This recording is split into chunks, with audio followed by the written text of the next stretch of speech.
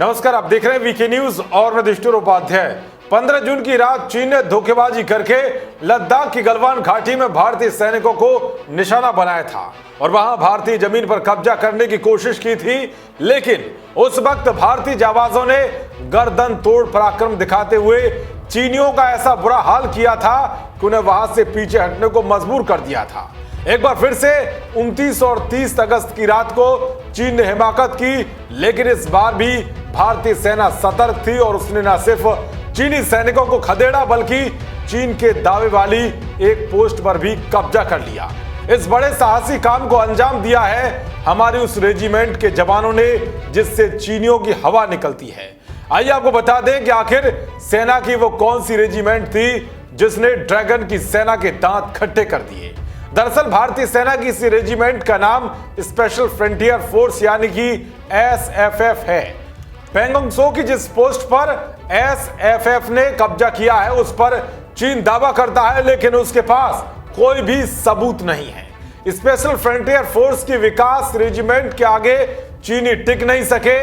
SFF की खास बात यह है कि इसमें भारत में रह रहे तिब्बती समुदाय के जवान भर्ती होते हैं।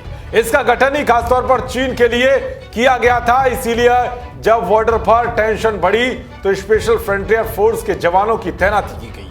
आपको बता दें कि भारत चीन के बीच 1962 की जंग के बाद इंटेलिजेंस ब्यूरो ने एक एलीट कमांडो यूनिट की डिमांड तेज कर दी। मकसद था एक ऐसी फोर्स तैयार करना था जो किसी और युद्ध की स्थिति में चीनी सीमा को पार करके खुफिया ऑपरेशन कर सके। तत्कालीन प्रधानमंत्री जवाहरलाल नेहरू ने आखिरकार यूनिट के गठन का आदेश दिया और तिब्बती लड़ाकों को अधिकता से इसमें शामिल किया गया। शुरू में इसमें 5000 जवान थे जिनकी ट्रेनिंग के लिए देहरादून के चकराता में नया ट्रेनिंग सेंटर बनाया गया। शुरुआत में पहाड़ों पर चढ़ने और गुरिल्ला युद्ध के गुर सीखे। इनकी ट्रेनिंग में रॉ के अलावा अमेरिकी खुफिया एजेंसी CIA का भी अहम रोल था। इस फोर्स को अक्सर एस्टेब्लिशमेंट 22 भी कहते हैं। अब इसकी कमान रॉ के हाथ में है। स्पेशल फ्रंटियर फोर्स के पहले इंस्पेक्टर जनरल थे मेजर जनरल सुजन सिंह। वो दूसरे विश्व युद्ध में 22 माउंटेन रेजिमेंट के कमांडर थे। उन्हें मिलिट्री क्रॉस से सम्मानित किया गया था और ब्रिटिश भारतीय सेना में उनका अच्छा खासा कद था। चकराता में जवानों की ट्रेनिंग के बाद अलग अलग जगहों पर तैनाती हुई। ये फोर्स इतनी खुफिया है कि सेना को भी इसके मूवमेंट की भनक नहीं होती। ये सुरक्षा महानिदेशालय के जरिए सीधे प्रधानमंत्री को रिपोर्ट करती है। इतनी सीक्रेट फोर्स के जवानों को बहादुरी दिखाने पर सार्वजनिक रूप से सम्मानित भी नहीं किया जा सकता। गठन के बाद से स्पेशल फ्रंटियर यूनिट ने कई ऑपरेशन में हिस्सा लिया है। 1971 की जंग में चटगांव के पहाड़ियों को ऑपरेशन ईगल के तहत सुरक्षित करने में SFF का रोल था। उस ऑपरेशन में रेजिमेंट के 40 जवान शहीद हुए थे। 1984 में ऑपरेशन ब्लू स्टार में भी SFF कमांडो शामिल थे, जिसमें अमृतसर के स्वर्ण मंदिर को खाली कराया गया।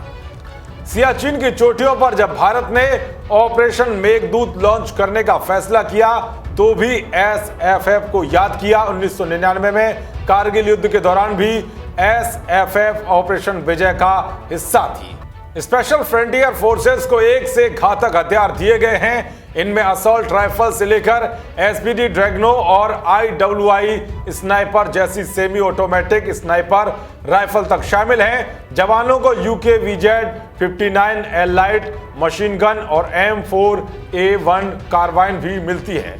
इसके अलावा SFF की टुकड़ी rocket launcher, grenade launcher, advance audio communication set, special technical gears और थर्मल इमेजिंग कैमरा से भी लैस होती है।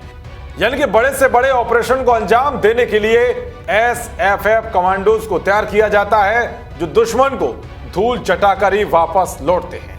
देश और दुनिया की तमाम खबरों को पाने के लिए देखते रहिए वीके न्यूज। नमस्कार।